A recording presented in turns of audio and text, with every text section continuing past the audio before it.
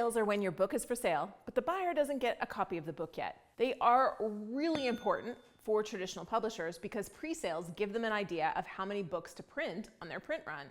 For self-publishing authors, there are reasons to do a pre-sale period, but you can do a 6 to 8 week pre-sale period and be in great shape. But you might be wondering, how do you get pre-sales and why does it really matter?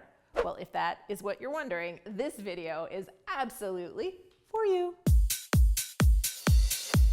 Hey there, I'm Julie the Book Broad. I'm the founder of Book Launchers, your full-service self-publishing services company helping you write, publish, and promote a nonfiction book to grow your brand and your business.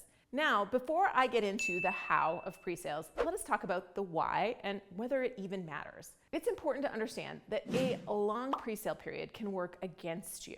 The conversion rate of selling your book months before the book launch is going to be lower than when somebody can instantly get the book. Now, that does not mean you don't want a bit of time in pre-sale, but it does mean I wouldn't invest months and months in pre-sale unless your number one goal is to make a periodical bestseller list, which for self-publishing authors right now is basically the USA Today list. Pre-launch should be focused on building your advanced reviewer team and getting email addresses.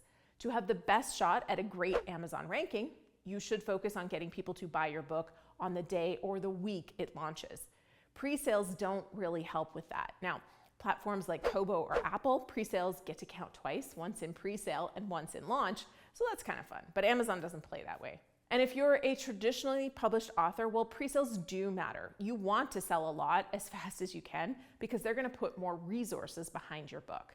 And it impresses bookstore buyers who are deciding which books make it onto their shelves. Again, self-publishing authors, the focus for a pre-sale period should be getting excitement around your book so your reviewers are ready to post reviews, making sure your listings are ready to rock for launch. I call this fighting the bots. And you're starting to get some momentum behind your book. For our clients at Book Launchers, book sales feel great, but the number one goal is usually to use the book to build their brand and their business and just get exposure, credibility, and brand building. And that's as important or even more important than selling copies in pre-sale. Personally, at all points in your author journey, your focus is on growing your platform, building your newsletter list. But pre-sale momentum focuses on building your audience and letting them know your book is coming out, and then when it's out, letting them know it's there and to go buy it and to write their reviews. Usually though, let's be real, it takes years to build a list substantial enough to make a big pre-sale campaign happen. But pre-sale is still a great time to start that outreach and start that audience building. Now, just think about where your potential readers may come from and make a list. Your professional contacts, personal contacts, your audience, if you have video, written, or audio content out there, social media contacts as well.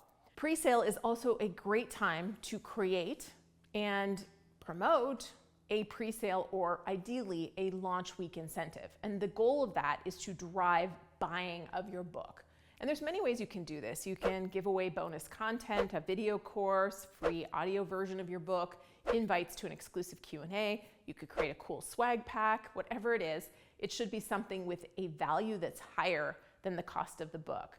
So something so valuable, they would have paid for it, but you're giving it to them free for buying the book. When you offer pre-order incentives, it not only encourages people to pre-order, it also gets people talking.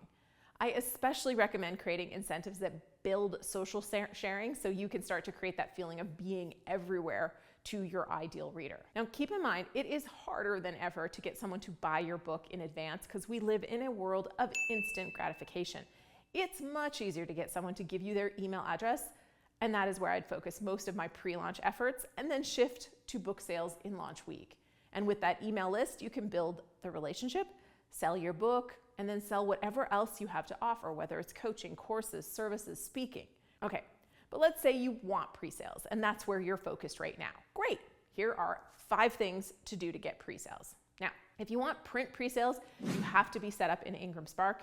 Someday, I'm sure KDP will add the ability to sell pre-sales in print, but to date, they don't. So set yourself up on Ingram Spark, or work with us, and we'll do it for you. Check out our services at booklaunchers.com.